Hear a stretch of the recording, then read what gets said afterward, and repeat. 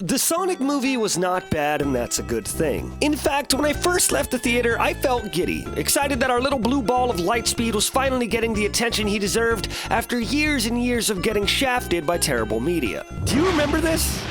That wasn't very nice. Need a hand? Just a little joke there. What? Whoa!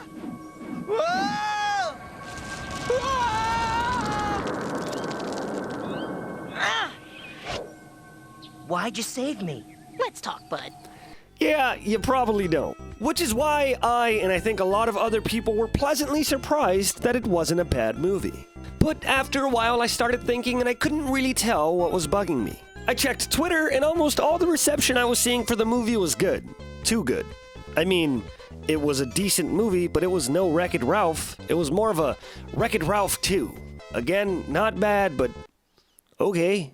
But how was an okay movie doing so well? I mean, in its opening weekend, it beat Wreck-It Ralph. And this movie only had one video game character in it, while Wreck-It Ralph had like 6, 7 maybe? I laid awake scrolling through reviews, and eventually I saw one comment that stood out to me. A Nick Robinson tweeted, "I think embracing a mediocre film is wow, really good, sends a message that you'd be fine with almost anything, as long as it's vaguely shaped like a cartoon character you like."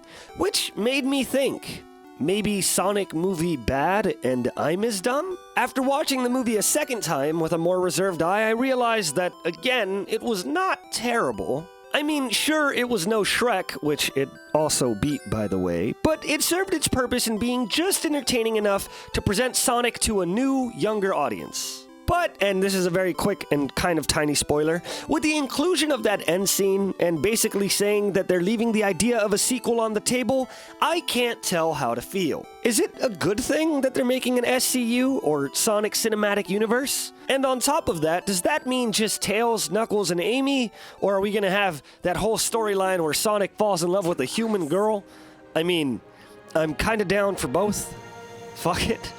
So, what exactly is the problem? Why is seeing Sonic receive the attention he's been needing for decades making me feel like I'm gonna shit my pants?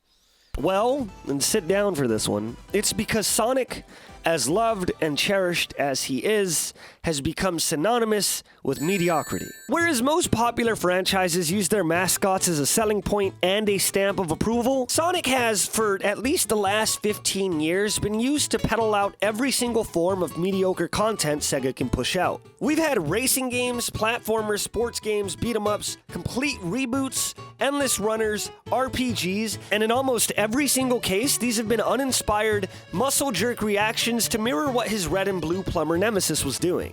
To make matters worse, it seems like every single time Sega finds a way to finally hit the nail on the head and create something not terrible, it is negated by more cash-grabbing shovelware. We live in an age where reboots are huge and incredibly successful if you do them right. Mortal Kombat 9's return to 2D paved the road for that franchise to come back from this. You and Scorpion were pawns for Shiva. Scorpion!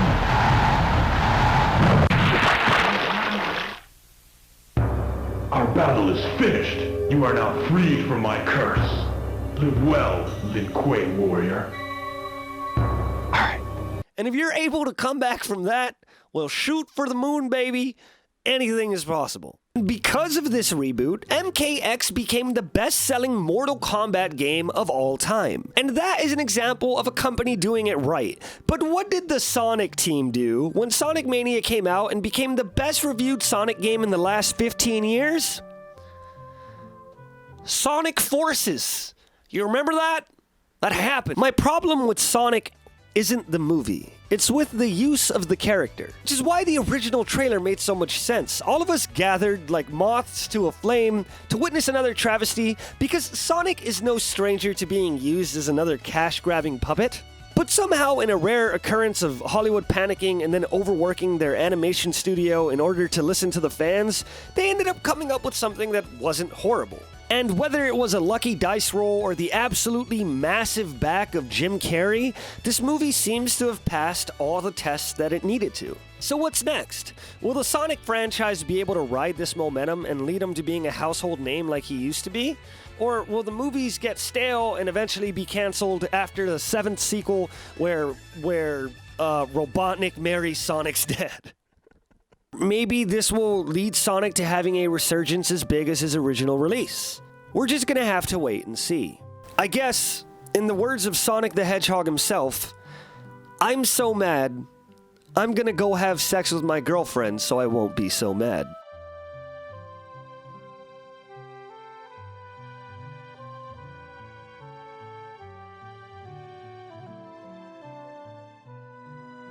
I hope you enjoyed this rant. I told you guys I'm going to be releasing a lot more content this year, so I'm trying a bunch of new stuff, and let me know if you like it, because I had fun rambling to you again.